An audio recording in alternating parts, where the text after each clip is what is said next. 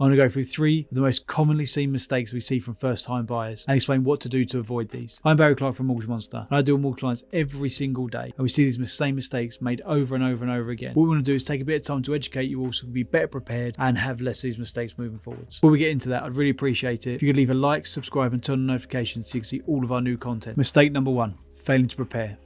Mortgage rates at the moment are changing daily, sometimes even hourly. So the difference between getting all your paperwork in and not getting in time can mean the difference between you having today's rate rather than tomorrow's rate.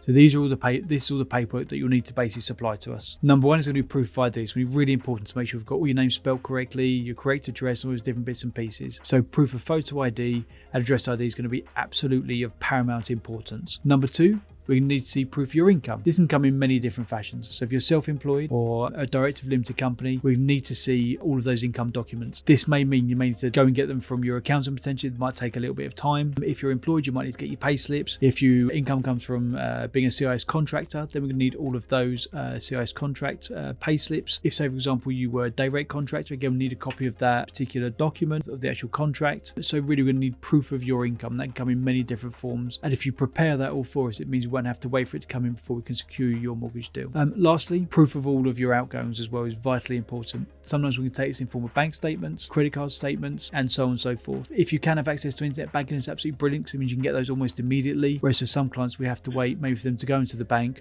order the statements, and then for either them to be sent through or wait for them to be printed out and then brought them into us.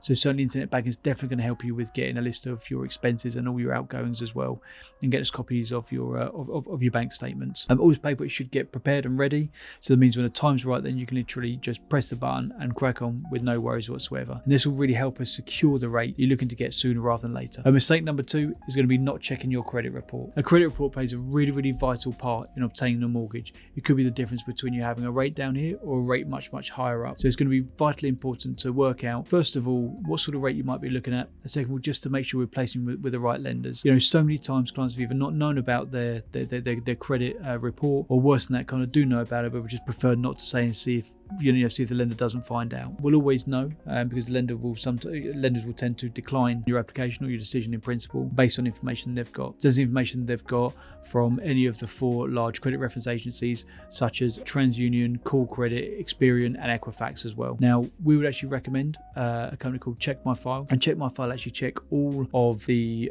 4 credit reference agencies, and signing up to them is completely free. You will have to pay $14.99 a month moving forward, so you get the first 30 days free from that. But just be aware you can also obtain your credit report and cancel the $49 a month after that.